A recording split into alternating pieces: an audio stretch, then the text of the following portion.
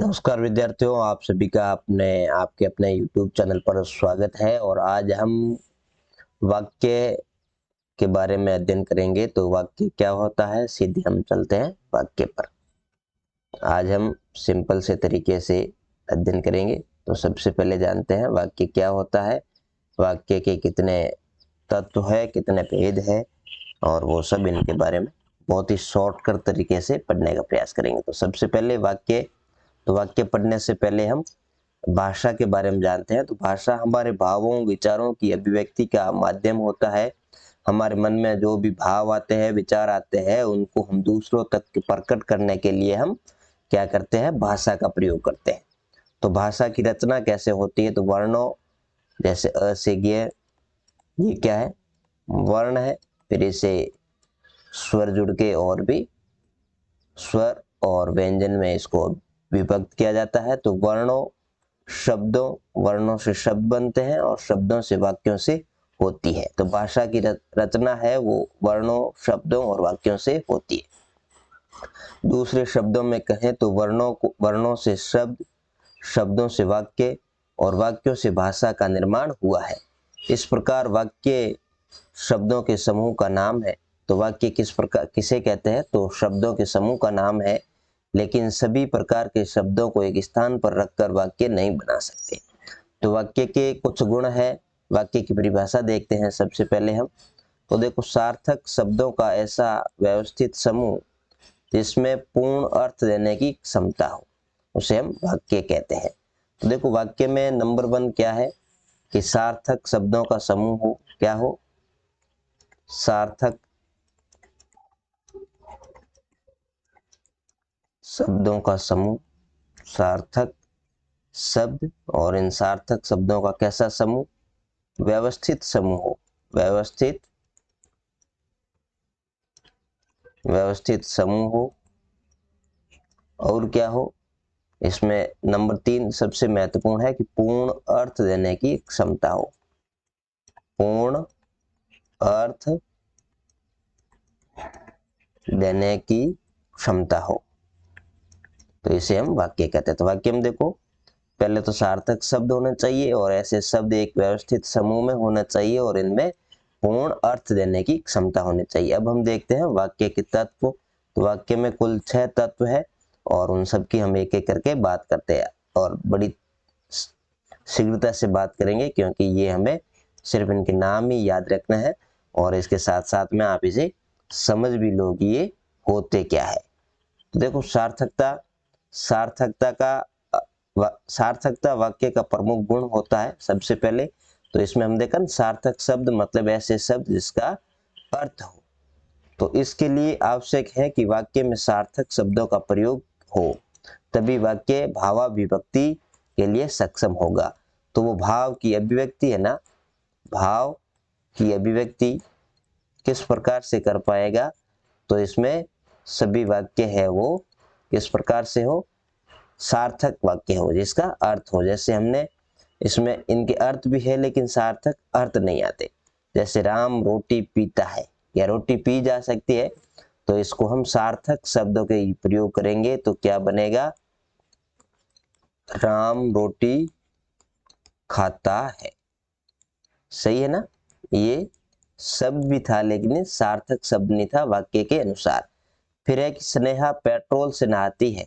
क्या पेट्रोल से नहाया जा सकता है, तो नहीं। तो इसका क्या होगा, स्नेहा पानी से नहाती है। तो ये हो गया।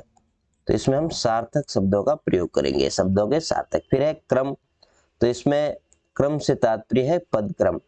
तो ये वाक्य में जितने शब्द आते हैं इनका एक क्रम होता है। तो सार्थक शब्दों को भाषा के नियमों के अनुरूप क्रम में रखना चाहिए। वाक्य में शब्दों के अनुकूल क्रम के अभाव में वाक्य का अनर्थ हो जाता है। तो पहले कौन सा है कि जैसे नाव में नदी है, क्या नाव में नदी हो सकती है, तो नाव में नदी नहीं हो सकती। तो इसको हम सही करेंगे तो कैसे होगा, नदी में नाव है। तो ये इसका एक उचित क्रम होना चाहिए। तो नदी में नाव है, तो ये क्रम भी उल्टा सीधा होने से वाक्य गलत हो जाता है। जैसे देखो, एक गर्म गिलास दूध लाओ। क्या गर्म गिलास दूध से क्या होगा? नहीं, तो इसका ये वाक्य, इसका क्रम सही नहीं है, तो इसको हम सही करेंगे। एक गिलास क्या लाओ? गर्म दूध लाओ। तो ये क्रम के बारे में समझ में आ गया आपको, कर्म सही नहीं होने से इसका। फिर है योग्यता। योग्यता क्या होती है कि वाक्य में सार्थक शब्दों के भाषा अनुकूल क्रमबद्ध होने के साथ साथ उसमें योग्यता अनिवार्य है। अब योग्यता से क्या होता है कि प्रसंग के अनुकूल वाक्य में भावों का बोध कराने वाली योग्यता या क्षमता होनी चाहिए। इसके अभाव में वाक्य अशुद्ध हो जाता है। जैसे हिरण हिरण उड़ता है, क्या हिरण उड़ सकता है? नहीं, तो इसकी जगह क्या आएगा? चलता या दौड़ता है। तो हिरण चलता है या क्या करता है? दौड़ता है। तो इसमें ये योग्यता होनी चाहिए कि जो हम प्रयोग कर रहे हैं उसके अनुरूप ही पीछे के वो जो वर्ण है, शब्द है, वो आना चाहिए। फिर आकांक्षा। आकांक्षा क्या होती है? तो आकांक्षा का अर्थ होता है कि श्रोता की जिज्ञासा, मतलब जो सुनने वाला है या पढ़ने वाला है उसके मन में वाक्य वाक्य भाव की दृष्टि से इतना पूर्ण होना चाहिए कि भाव को समझने के लिए कुछ जानने की इच्छा या आवश्यकता न हो। दूसरे शब्दों में किसी ऐसे शब्द या समूह की कमी न हो जिसके बिना अर्थ स्पष्ट न हो। मतलब यह है कि अर्थ स्पष्ट करने वाले वाक्य होने चाहिए। वाक्य कैसे होने चाहिए? अर्थ को स्पष्ट करने वाले होने चाहिए। स्पष्ट करने वाले होने चाहिए, करने वाले होने चाहिए। ये तो वाक्य की योग्यता है, क्षमता है, आकांक्षा है। अब है आसक्ति। आसक्ति का मतलब होता है कि समीपता।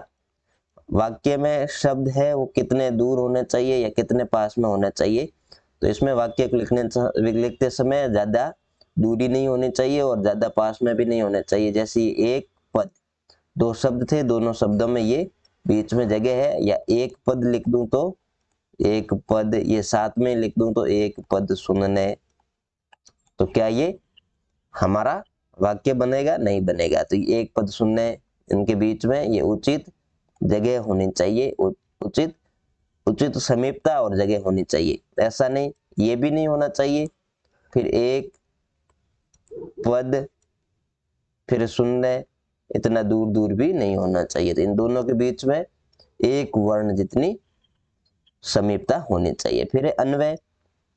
अन्वय का क्या अर्थ होता है कि पदों में व्याकरण की दृष्टि से लिंग, पुरुष, वचन, कारक आदि का सामंजस्य होना चाहिए। अन्वय के अभाव में भी वाक्य अशुद्ध हो जाते हैं। अन्वय भी वाक्य का महत्वपूर्ण तत्व है। तो इसमें देखो, कारक संबंधी अशुद्धि है। तो कारक संबंधी अशुद्धि क्या है कि नेताजी का लड़का का हाथ में बंदूक था। तो देखो इसमें कारक एकदम अच्छे तरीके से प्रयोग नहीं हुआ। तो इसका हम सही प्रयोग करेंगे। तो देखो, नेताजी के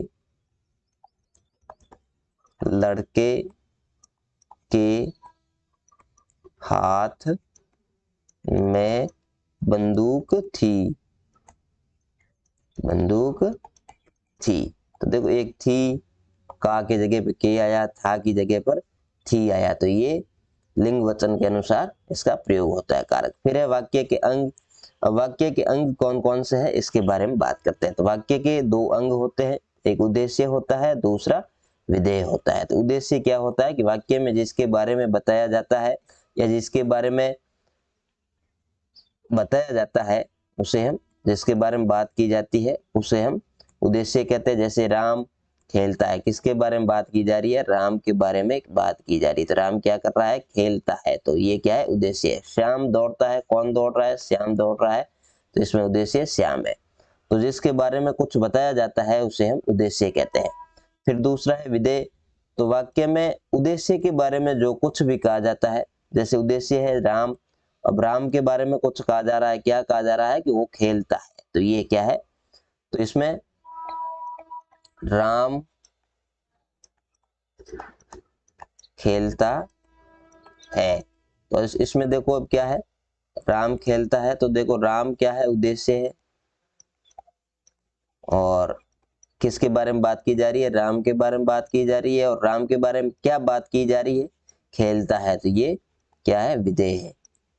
उद्देश्य के बारे में जो भी बात की जाती है उसे हम विधेय कहते हैं। तो वाक्य में उद्देश्य के बारे में जो कुछ कहा जाता है उसे हम विधेय कहते हैं।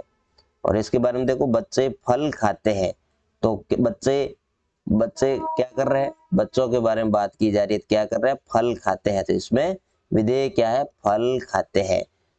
तो ये हमने बात की। अब बात करते हैं, देखो अगला है कि राहुल क्रिकेट मैच देख रहा है। तो किसके बारे में बात की जा रही है? राहुल के बारे में बात की जा रही है। तो राहुल क्या है? उद्देश्य है। और राहुल के बारे में क्या बात की जा रही है? कि वो क्रिकेट का मैच देख रहा है, तो ये क्या है? विधेय है। तो उद्देश्य और विधेय वाक्य के दो अंग होते हैं। वाक्य के दो अंग होते हैं। और दो अंग कौन कौन से हैं? एक तो है उद्देश्य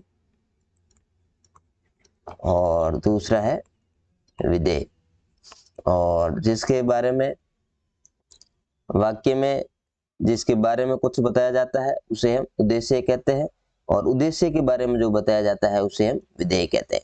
अब देखो वाक्यों का वर्गीकरण करते हैं। तो वाक्यों के वर्गीकरण हम कैसे करते हैं? तो वाक्यों के वर्गीकरण है वो दो प्रकार से किए गए। तो हम दोनों प्रकार के बारे में जानेंगे। तो इसके दो प्रकार से वर्गीकरण किस प्रकार से है? एक तो रचना के आधार पर वर्गीकरण किया गया है और एक अर्थ के आधार पर किया गया है। तो रचना के आधार पर वाक्य है वो तीन प्रकार के होते हैं। कितने प्रकार के होते हैं? तीन प्रकार के होते हैं। और अर्थ के आधार पर वाक्य है वो 8 प्रकार के होते हैं। वाक्यों के प्रकार हमने देख लिए। अब इन इन प्रकारों के बारे में हम अलग से बात करते हैं कि वाक्यों के प्रकार कौन कौन से हैं। तो इन प्रकारों के बारे में हम अब बात करते हैं। तो देखो, रचना के आधार पर पहले बात करते हैं। तो रचना के आधार पर वाक्य तीन प्रकार के होते हैं। सरल वाक्य लिख लेता हूं मैं, नंबर 1 सरल वाक्य, नंबर 2 मिश्र वाक्य, और नंबर 3 संयुक्त वाक्य। इनके बारे में हम बात करते हैं। सरल वाक्य, तो सरल वाक्य में क्या होता है कि एक ही उद्देश्य होता है और एक ही विधेय होता है। एक उद्देश्य एक विधेय। और मिश्र वाक्य में क्या होता है कि एक तो एक प्रधान उपवाक्य होता है और एक आश्रित उपवाक्य होता है। और संयुक्त वाक्य में क्या होता है कि इन दोनों का मेल भी हो सकता है। दो सरल वाक्य भी जुड़ सकते हैं और एक सरल और एक मिश्र वाक्य जुड़ करके भी ये बन जाते हैं। तो सरल वाक्य में वे वाक्य जिनमें एक उद्देश्य तथा एक विधेय हो, जिसमें एक ही उद्देश्य हो और एक ही विधेय हो, तो उसे हम सरल या साधारण वाक्य कहते हैं। जैसे श्याम खाता है, तो श्याम एक उद्देश्य हो गया, क्या कर रहा है? खाता है, तो ये हो गया विधेय। ये उद्देश्य और ये हो गया विधेय। तो इसमें एक उद्देश्य और एक विधेय हो गए। अब किसके बारे में, इसमें किसके बारे में खेलते हैं? कौन खेलते हैं? राम और श्याम। तो ये एक हो गया, ये क्या है? एक उद्देश्य है और राम और श्याम क्या कर रहे हैं? खेलते हैं, तो ये हो गया विधेय। तो इसमें भी एक उद्देश्य और एक विधेय। अब देखो मिश्र वाक्य। मिश्र वाक्य क्या है? वे वाक्य जिनमें एक साधारण वाक्य हो तथा उसके अधीन एक आश्रित या दूसरा उपवाक्य हो, मिश्र वाक्य कहलाते हैं। देखो, एक तो साधारण वाक्य, जैसे ये श्याम खाता है। श्याम ने लिखा है कि वह कल आ रहा है। देखो, श्याम ने लिखा है, ये तो सरल वाक्य हो गया, साधारण वाक्य हो गया। और क्या लिखा है? कि वह कल आ रहा है, ये इस पर आश्रित है। इसका अलग से कोई मतलब नहीं है। इसका आश्रित का मतलब होता है कि ये इसके डिपेंड पर है कि कल आ रहा है। ये किसने कहा? श्याम ने कहा है, तो ये इस पर आश्रित है। देखो, वाक्य में श्याम ने लिखा है प्रधान उपवाक्य है। ये तो अकेला श्याम ने लिखा है, ये अकेला वाक्य है, इसके पीछे ये नहीं आए तो भी ये है, तो इसका मतलब ये प्रधान है। और ये नहीं आए, ये श्याम ने लिखा है, ये नहीं आए, तो कि वह कल आ रहा है कोई काम का नहीं है। तो वह कल आ रहा है, ये कैसा वाक्य है? आश्रित उपवाक्य है। और दोनों समुच्चय बोधक अव्यय की से जुड़े हुए हैं। ये हमें समुच्चय बोधक अव्यय, ये बड़े लेवल की बात है। तो हम सिर्फ जो की से जुड़ा हुआ है उसे हम क्या कहते हैं, मिश्र वाक्य कहते हैं। तो ये की से जुड़ गया। की के बारे में हमने बात की थी कि इसके बारे में कोई बात अवश्य आएगी। तो देखो श्याम ने कहा कि वह कल आ रहा है, तो ये जब की आएगा तो ये कौन सा वाक्य होगा, मिश्र वाक्य होगा। मिश्र वाक्य में और देखते हैं कि और कौन कौन से जो ये जुड़ने वाले हैं योजक, ये दोनों को जोड़ने वालों को क्या कहते हैं, योजक शब्द कहते हैं। योजक शब्द कहते हैं। दोनों वाक्यों को जोड़ने वालों को हम क्या कहते हैं, योजक। योजक का मतलब होता है जोड़ना। तो और कौन कौन से हैं, एक तो की है, एक जो वह है, उतना जितना, जैसे वैसे, जब तब, जहां वहां, यदि, अगर, इन सब से कोई भी वाक्य जुड़े हुए हैं तो वो वाक्य कैसे है, मिश्र वाक्य है। अब हम आते हैं संयुक्त वाक्य पे। तो संयुक्त वाक्य में क्या होता है कि संयुक्त वाक्य में वे वाक्य जिनमें एक से अधिक प्रधान उपवाक्य होते हैं, इसमें चाहे वो मिश्र वाक्य हो या फिर साधारण वाक्य हो, ये संयोजक अवयवों द्वारा जुड़े हुए होते हैं, उसे हम संयुक्त वाक्य कहते हैं। आपको तो तीन ध्यान रखना है कि रचना के आधार पर वाक्य कितने होते हैं। ये वाक्य रचना की बात है। जो हमारा वाक्य रचना है वो यही है कि रचना के आधार पर वाक्य तीन प्रकार के होते हैं। तो इसमें देखो वह लखनऊ गया, देखो वह लखनऊ गया, ये एक अलग पूरा वाक्य है। वह लखनऊ गया और शॉल ले आया, देखो ये अलग है और ये अलग है। तो ये दोनों, शाल ले आया ये भी अलग वाक्य है और वह लखनऊ गया ये भी अलग वाक्य है, और इन दोनों को और से जोड़ करके दो वाक्यों को हमने एक कर दिया, इसलिए इसे संयुक्त कहते हैं। दो को जोड़ देते हैं तो उसे हम संयुक्त कहते हैं। दो या दो से अधिक को जोड़ करके एक बना लिया, उसे हम संयुक्त वाक्य कहते हैं। इस वाक्य में दोनों ही प्रधान उपवाक्य है और संयोजक द्वारा जुड़े हुए हैं, अतः ये संयुक्त वाक्य है। अब देखो संयुक्त वाक्य में कौन कौन से किस किस से हम जोड़ सकते हैं, और अब हम कर्ता को और से जोड़ेंगे तो वो वाक्य हमारा कौन सा हो जाएगा, सरल वाक्य होगा। और कर्ता के अलावा दो वाक्यों को और से जोड़ेंगे तो वो हमारा वाक्य कौन सा हो जाएगा, संयुक्त वाक्य हो जाएगा। और, तथा, एवं, अथवा, या, इसलिए, फिर, भी, किंतु, परंतु, लेकिन, पर, अतः, तो, नहीं तो, ये सब इन सब से जुड़े हुए होने वाले वाक्यों को हम क्या कहते हैं, संयुक्त वाक्य कहते हैं। संयुक्त वाक्य कहते हैं। और ये आपका क्वेश्चन हो सकता है कि संयुक्त वाक्य की पहचान, तो इन सब से जुड़े हुए को, ऐसे वाक्य दो या दो से अधिक जो इन योजक शब्दों द्वारा जुड़े हुए होते हैं तो इन्हें हम संयुक्त वाक्य कहते हैं। अब हम उपवाक्य आया है तो उपवाक्य को भी देख लेते हैं। तो उपवाक्य कौन कौन से होते हैं, तो एक प्रधान उपवाक्य होता है, दो भेद होते हैं इसके, एक प्रधान उपवाक्य और एक आश्रित उपवाक्य। तो जो उपवाक्य पूरे वाक्य में पृथक से भी लिखा जाए तथा जिसका अर्थ किसी दूसरे पर आश्रित नहीं हो, मतलब है कि ये प्रधान उपवाक्य आएगा, इसके पीछे कोई दूसरा वाक्य आओ या नहीं आओ, ये अपने आप में पूरा अर्थ देता है। क्या देता है, पूरा अर्थ देता है। ये किसी के ऊपर आश्रित नहीं होता, बात को पूरी करने की क्षमता रखता है, उसे हम प्रधान उपवाक्य। अब आश्रित है कि इस प्रधान उपवाक्य पर कोई वाक्य आश्रित होते हैं। अगर ये नहीं हो तो उस प्रधान उपवाक्य नहीं हो तो आश्रित उपवाक्य का अर्थ निकालना मुश्किल हो जाता है। आश्रित उपवाक्य प्रधान उपवाक्य के बिना पूरा अर्थ नहीं दे सकता है, ये स्वतंत्र भी नहीं लिखा जा सकता। जैसे यदि सोन आ जाए तो मैं उसके साथ चलूं, यदि सोन आ जाए तो ये क्या है, आश्रित उपवाक्य है। फिर है मैं उसके साथ चलूं, ये प्रधान वाक्य है, मैं उसके साथ चलूं। अब देखो आश्रित उपवाक्यों को पहचानना अत्यंत सरल है। जो उपवाक्य की, जिससे, कि, ताकि, ज्यों ही, जितना, ज्यों, क्योंकि, चूंकि, यद्यपि, यदि, जब तक, जब, जहां तक, जहां, जिधर, चाहे, मानो, कितना भी आदि शब्दों से आरंभ होते हैं वो सब आश्रित उपवाक्य है। इसके विपरीत जो उपवाक्य इन शब्दों से आरंभ नहीं होते वो प्रधान उपवाक्य है। चलो अच्छा, ये तो हमारी इस प्रकार से आ गई है पीडीएफ, तो इसको हम अलग से पढ़ेंगे। चलो अब हमारा वाक्य के दो जो रचना के आधार पर वाक्य थे हमने पढ़ लिए। अब अर्थ के आधार पर वाक्य है। अर्थ के आधार पर, अर्थ के आधार पर वाक्य कितने हैं? अर्थ के आधार पर वाक्य है कितने हैं? 8 वाक्य है। उसके बारे में हम बात करते हैं, तो इनको हम नेक्स्ट क्लास में पढ़ेंगे। आज हम इतना ही पढ़ेंगे। Thank you. और आज आपका जो क्वेश्चन है वो, आज आपकी क्वेश्चन लिखा लेता हूँ होमवर्क के लिए। तो होमवर्क में देखो, आपका आज का काम है कि एक तो वाक्य किसे कहते हैं, वाक्य किसे कहते हैं, फिर है वाक्य के तत्व,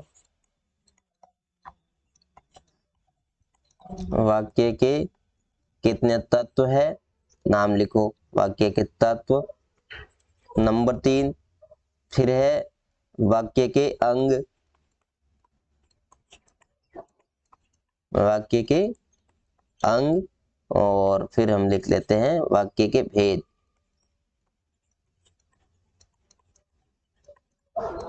वाक्य के भेद। फिर है नंबर 5 रचना के आधार पर वाक्य, रचना के आधार पर वाक्य, रचना के आधार पर वाक्य। तो अब अपन अर्थ के आधार पर वाक्य नहीं पढ़ेंगे, रचना के आधार पर पढ़ लिया। हमारे वाक्य रचना है तो वाक्य की रचना के आधार पर पढ़ लिया।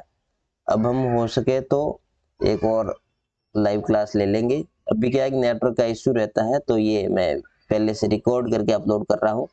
तो ये आपके होमवर्क है, इसको स्क्रीनशॉट ले लो या जो भी है ले करके नोटबुक में करोगे। ओके, फिर अर्थ के आधार पर वाक्य है उनको पढ़ेंगे, और उसके साथ ही हम वाक्य की रचना भी करेंगे। वैसे वाक्य की रचना है कि आप कोई भी वाक्य बनाओ, कुछ भी लिखो, वो वाक्य की रचना है। Okay, thank you.